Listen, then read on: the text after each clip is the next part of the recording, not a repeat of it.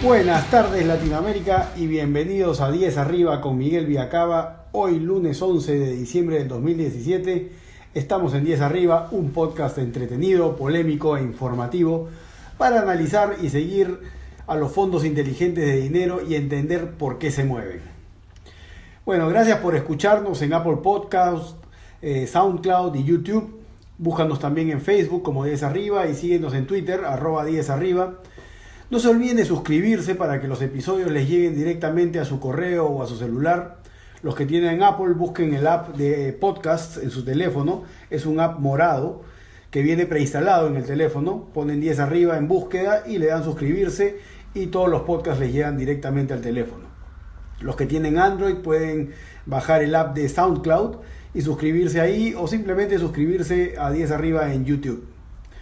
Bueno, hoy empezaron a tradear los futuros de Bitcoin en el CBOE. El 18 de este mes empiezan a tradear en T0 y en el Chicago Mercantile Exchange.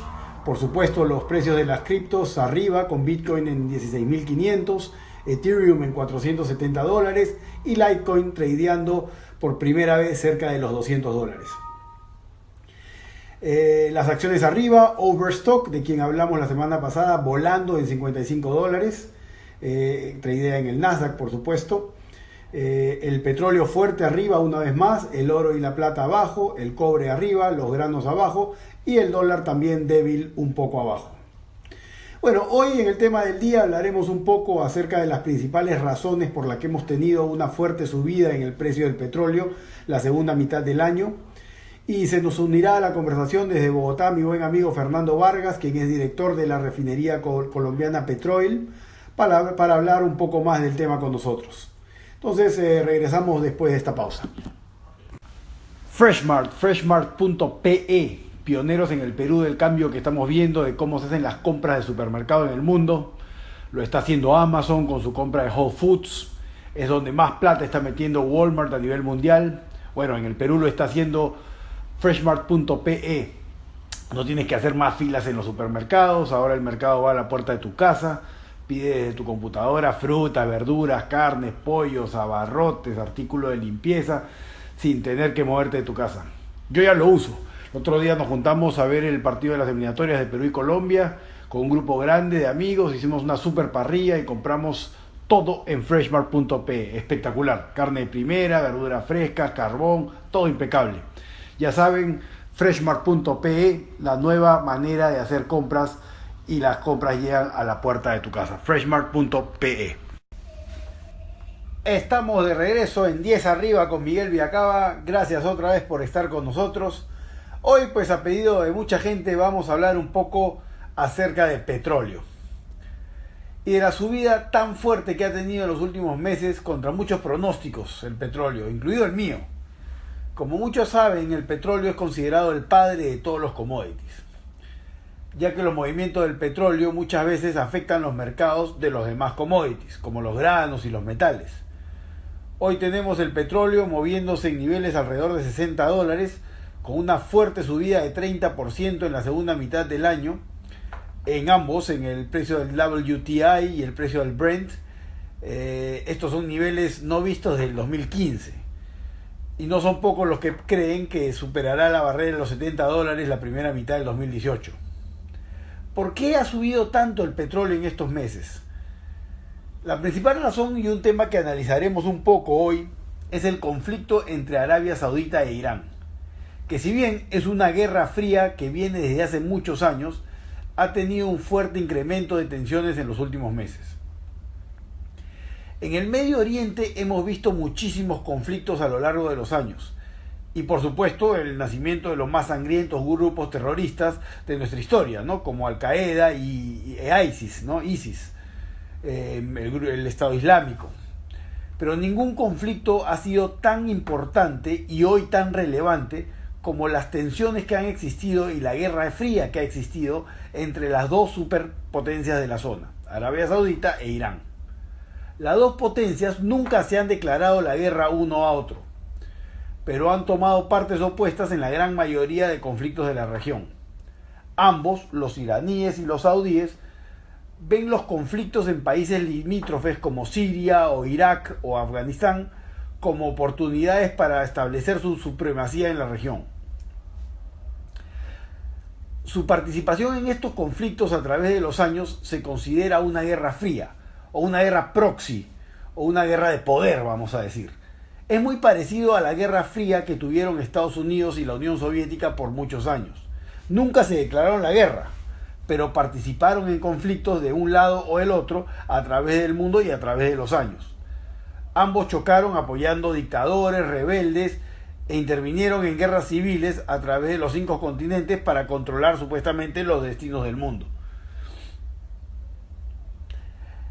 Lo mismo hacen Irán y Arabia Saudita, pero ellos lo hacen a nivel regional. ¿Para qué? Pues para obtener el control de la región. Para entender el conflicto vayamos un poco hacia atrás. Después de la Primera Guerra Mundial empieza una batalla de tribus en el Medio Oriente para controlar la región del Golfo Pérsico. La tribu Al-Asad toma el control de lo que es conocido hoy como Arabia Saudita. Años después se encuentran grandes cantidades de petróleo en esta región y la tribu Al-Saad, por supuesto, se vuelve multimillonaria y se convierte en un socio comercial estratégico de los Estados Unidos. Al otro lado del Golfo, Irán emergía como potencia, pero con una mayor población musulmana, que tuvo más problemas para establecerse como una potencia, como un país con poder, ya que fue invadido por Rusia y también fue invadido por Gran Bretaña, créanme, me parece que hasta 2 veces. Luego, en 1953, Estados Unidos puso un títere a cargo de una monarquía pro-occidente que, por supuesto, llenó el país de corrupción. Tan raro, ¿no? Pasó en todo el mundo, creo. En los 70, los dos países, Irán y Arabia Saudita, tenían gobiernos controlados por Estados Unidos. Pero en 1979 viene la Real Revolución en Irán, con la llegada al poder del Ayatollah Khomeini. Irán tenía una población musulmana que se sentía, por supuesto, reprimida por el gobierno del Shah y sus aliados americanos. Y esto dio el inicio y concretó, por supuesto, una revolución islámica que saca al Shah de Irán del poder en un evento, pues un gran evento universal, ¿no? Un gran evento de la historia universal. El nuevo gobierno del Ayatollah, con un discurso antioccidente, era muy popular y liderado por ultrarreligiosos musulmanes. Es ahí que comienzan las tensiones entre Arabia Saudita e Irán. La revolución de Irán, por supuesto, aterrorizó a la monarquía de Arabia Saudita. Tenían miedo ellos, los árabes, no los de Arabia Saudita, que el gobierno de su vecino levante a su población musulmana contra ellos, como hicieron en Irán, pues contra el Shah. Había un riesgo religioso también. Los saudíes, decían ellos, siempre lo habían dicho, que eran los líderes del pueblo musulmán, principalmente porque Meca y Medina, ¿no?, las dos ciudades base de esta religión, están ubicadas en Arabia Saudita. Pero por supuesto el gobierno del Ayatollah y la ultra secular Irán comenzó su discurso autoproclamándose el legítimo líder de los musulmanes. El tema no queda ahí. Arabia Saudita es principalmente suní, ¿no? Y Khomeini e Irán son chiíes, dos tribus rivales de la zona. Normalmente y hasta fines de los 70, estos dos grupos musulmanes no se habían llevado mal, cada uno hacía la suya por diferentes lados. Tampoco bien, pero tampoco habían tenido grandes problemas. El problema empieza cuando Irán empieza a exportar su revolución. Irán empieza a apoyar grupos revolucionarios chiíes en países como Irak, Afganistán y Arabia Saudita.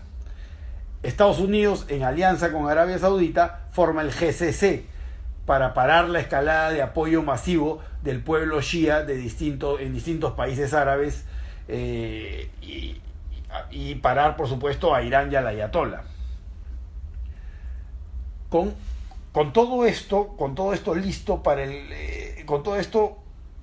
listo por parte de Estados Unidos y Arabia Saudita, y con todo el movimiento que había en Irán, se arma pues todo y se queda todo elaborado para un conflicto que trae mucho riesgo a la región.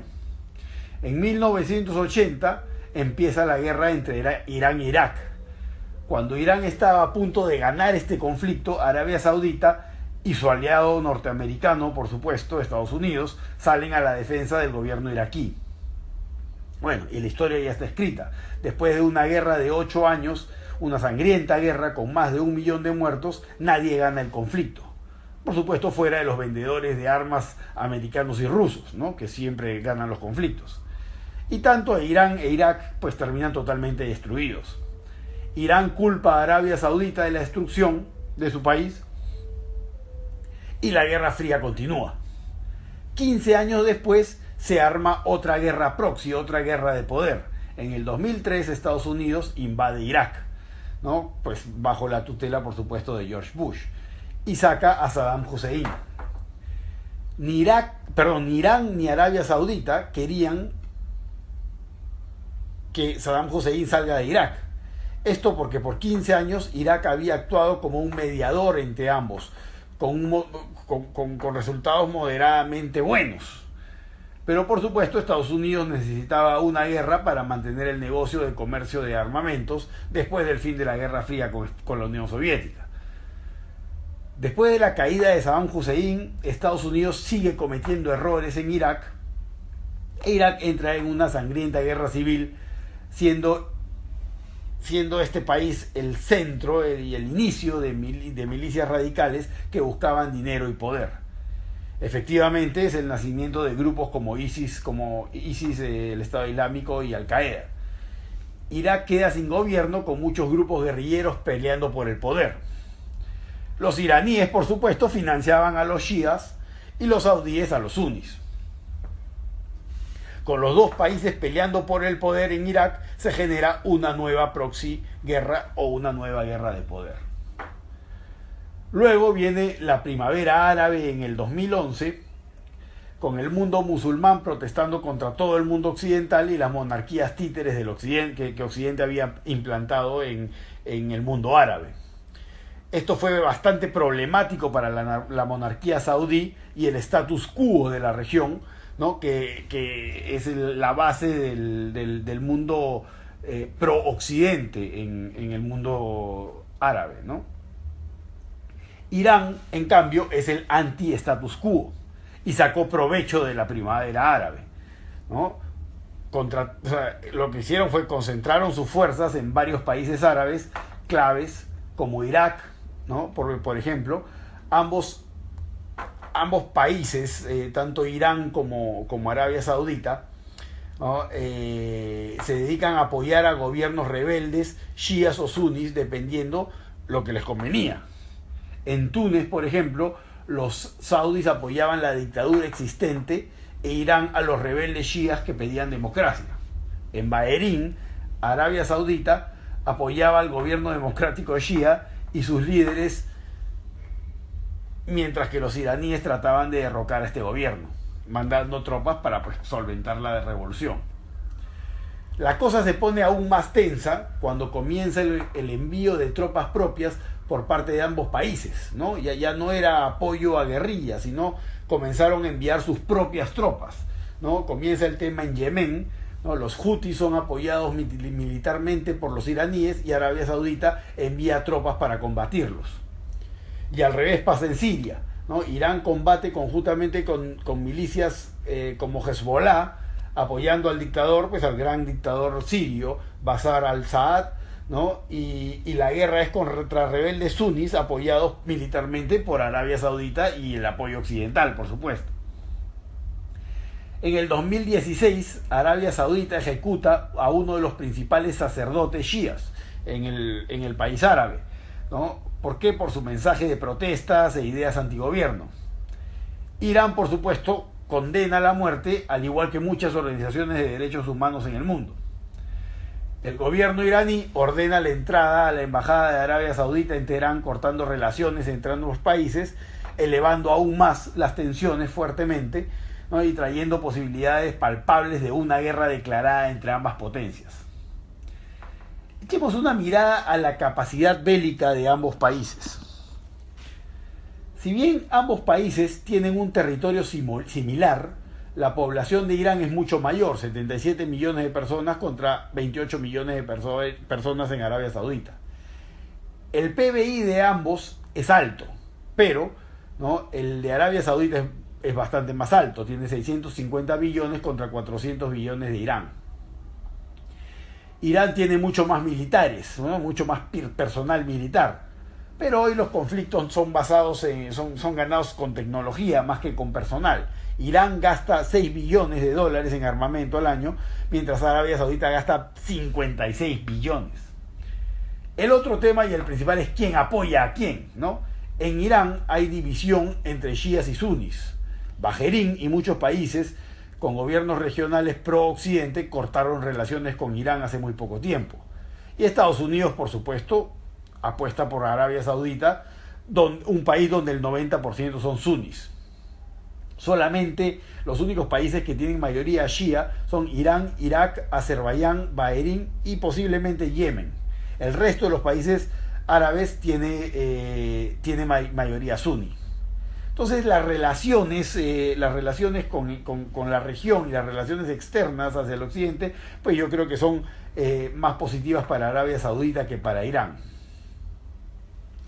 Bueno, eso es lo que ha pasado y eso es lo que hay hasta hoy.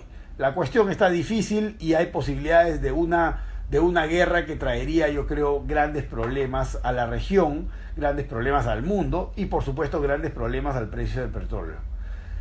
Después de la pausa, para hablar un poco más de lo que ha pasado en los últimos meses entre Irán y Arabia Saudita y cómo afectó el precio del petróleo y qué puede pasar con este conflicto y con el commodity, por supuesto, con el petróleo, tendremos a mi gran amigo Fernando Vargas, exdirector de Petróleo y Minerales de la Embajada Canadiense en Colombia y actual socio y director de Petroil.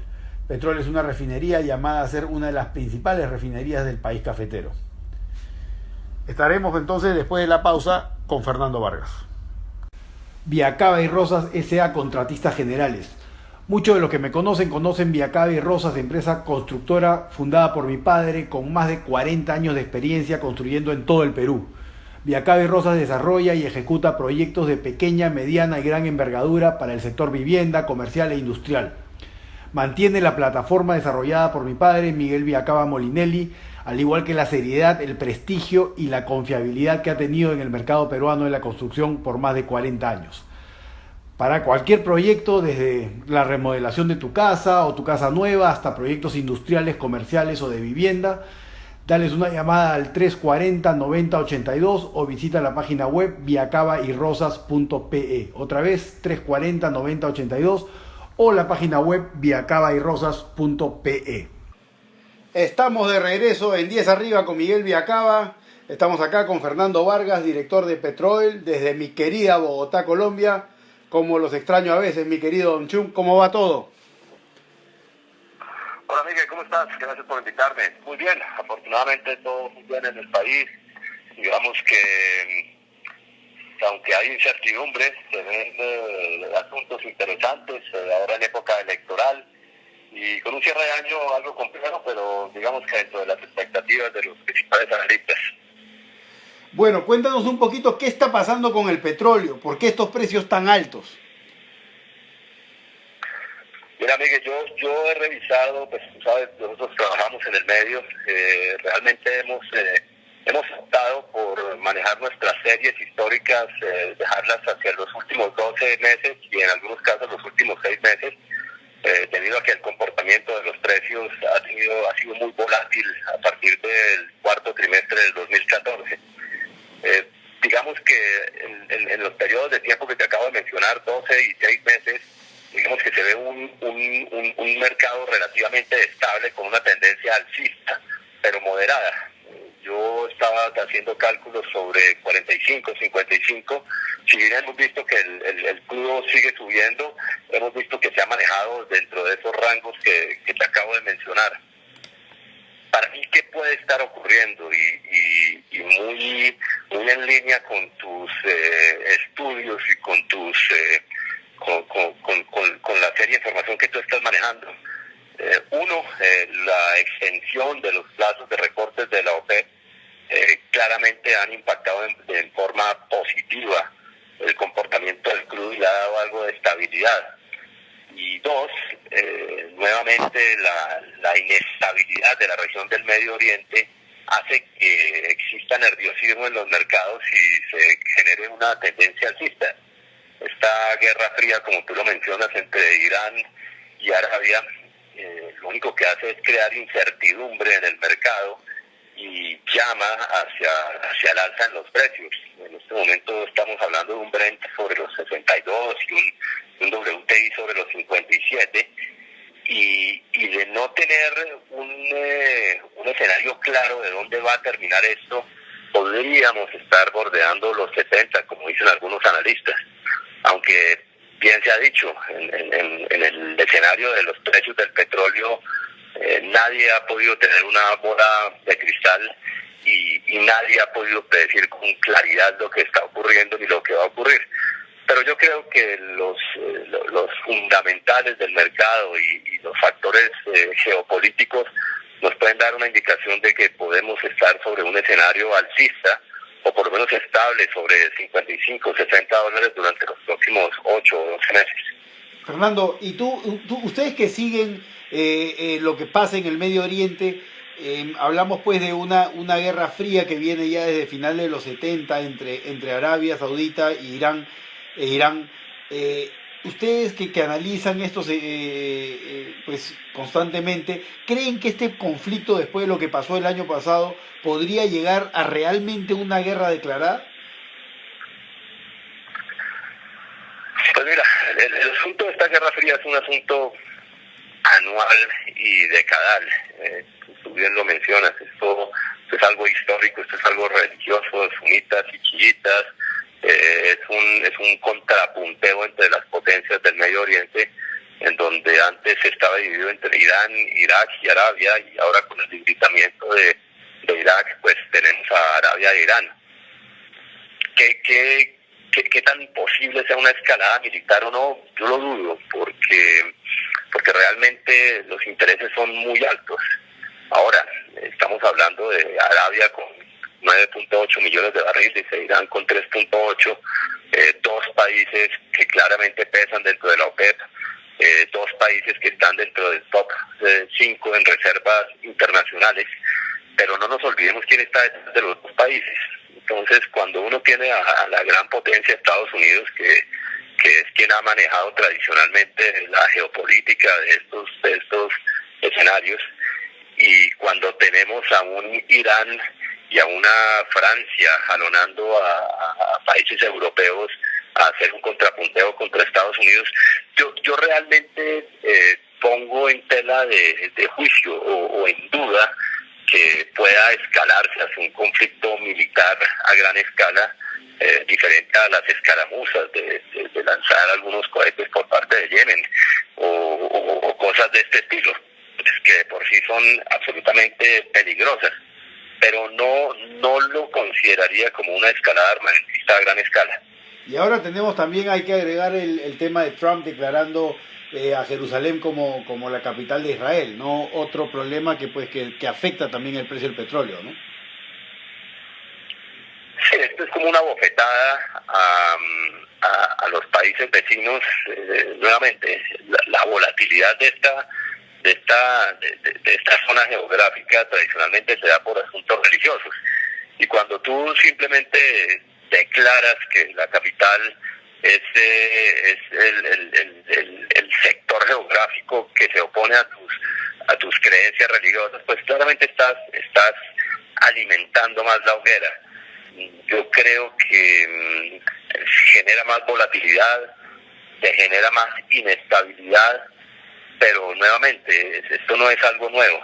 Estados Unidos tradicionalmente ha manejado la política y los hilos de los conflictos en la región, y no sé qué tan hábil fue la administración de Trump en hacer esta declaración o no, pero no lo veo como un conflicto a gran escala, Miguel. Y bueno, Fernando, para terminar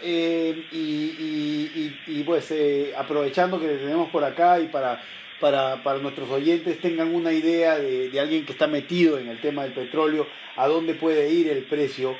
La verdad, la última vez que hablamos, creo que fue hace un par de meses, yo te decía que veía el petróleo más cerca de 40 que de 60, y bueno, y ahora lo tenemos en 60. ¿Cómo lo ves tú para el próximo año? ¿Cómo ves el precio con estos temas de conflictos en el Medio Oriente? Y bueno, y también viendo las cosas, los temas más relacionados con oferta y demanda del tema del crudo. ¿Cómo ves los precios para la primera mitad del 2018? Mira, amiga, hay que mirar varios factores. Uno, la demanda del petróleo siempre sigue creciendo a tasas de entre el 1 y el 3% en forma interanual. Es un registro histórico. Entonces no veo una caída de la demanda del petróleo. Dos, si bien los precios están en un nivel interesante y hay recortes por parte de la OPEP, no podemos olvidar que los productores, los frackers de Estados Unidos están en este momento trabajando casi que a capacidad. Entonces, yo no podría decirte que vaya a existir una sobreoferta, pero sí creo que las medidas tomadas por la OPEP han tenido un resultado favorable. Nuestros pronósticos internos, o no pronósticos, sino las cifras con las que estamos trabajando, como te dije, nuestras series ya no son de 5 años, sino son de 6 y 12 meses. Nosotros tenemos indexado todo al Brent y pensamos que el Brent se va a estar moviendo por el orden de 60, 65 dólares. Personalmente no lo estamos viendo sobre 70. Podemos tener caídas súbitas, pero creemos que el mercado va a estar regulado entre finales de 50 superiores o mediados de los 60. Organic Republic, una de las startups peruanas que más dará que hablar en Latinoamérica y en el mundo durante los próximos años. Acuérdense de este nombre, Organic Republic. Pioneros en comida orgánica para bebés, niños y adultos. Un producto 100% natural y orgánico, pura fruta y verduras, sin ningún tipo de aditivos, con un empaque de última generación que permite guardarlo por muchísimo tiempo sin ningún tipo de problemas. Ojo, este producto no es lo que nos daban de chicos en empaque de vidrio, que más aditivos no podía tener. Esto es mango, manzana, pera, camote, zanahoria, beterraga, espinaca, zapallo, sin que le agreguen nada, ningún tipo de colorante, ningún preservante, nada de nada. Perfecto para las mamás modernas, para las loncheras y la verdad para todos. Yo me traigo mi lonchera a la oficina todos los días y nunca me falta mi sachet de Organic Republic de mango. Búscalos en Facebook o en su página de internet organicrepublic.pe. Organic Republic 100% orgánico y natural. Bueno, muy bien, muy bien. Pues sí, a mí la verdad que mi pronóstico se fue para... no resultó tan bien como había pensado. Bueno, cambiando un poco de tema, Fernando, ¿cómo ve Colombia el tema de las criptomonedas? O sea, ¿qué escuchas tú del mundo financiero colombiano sobre Bitcoin, sobre los precios de Bitcoin? Lo hablamos un poquito hace un rato antes de empezar la entrevista, pero ¿cómo sientes tú al empresario y al inversionista colombiano siguiendo el tema de las criptomonedas? Pues Colombia es un país tradicionalmente centralista y con un Estado contador. Realmente la banca colombiana es una banca robusta, es una banca manejada de una forma muy conservadora. Y si bien estamos empezando a ver que despierta gran curiosidad el asunto de las criptomonedas, ni el Banco de la República ni los grandes grupos financieros de Colombia, hablemos del Grupo Sarmiento Angulo, se han pronunciado al respecto. Han hecho anuncios muy leves y muy por encima, pero nadie ha tomado el asunto con la seriedad del caso. El mercado de Colombia está básicamente manejado por especuladores. Yo diría que en su gran mayoría gente que no tiene la experiencia, que está abusando del ánimo que surge en el mercado por las criptomonedas. Pero en general se han dado varias discusiones. Banco de la República, el público está muy entusiasmado por saber qué se puede hacer con las criptomonedas, pero el país no ha tomado ninguna decisión ni ningún paso al respecto aún. Bueno, don Chum, lo dejamos ahí por hoy. Te comprometo para hablar un poco sobre los resultados del proceso de paz de Santos en Colombia, y la situación de la economía después de esto, después de este proceso de paz y esta paz que esperemos se dure por mucho tiempo en Colombia, y de las grandes peleas que hay, por supuesto, aún hoy, y yo creo que continuarán por mucho tiempo entre Álvaro Uribe y Santos. Me gustaría que tengamos un día pues para hablar sobre este tema, para que nuestros oyentes escuchen de alguien que conoce bien los temas que han pasado en Colombia por tantos años. Te mando un abrazo, muchas gracias por estar conmigo, con nosotros acá, y estamos conversando. Vale, Miguel, un abrazo a todos y muchos éxitos, que estén muy bien. Chao.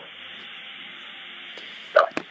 Bueno, Latinoamérica fue Fernando Vargas, director de Petroel, y nada, lo dejamos ahí por hoy. Muchas gracias por estar con nosotros. Chao.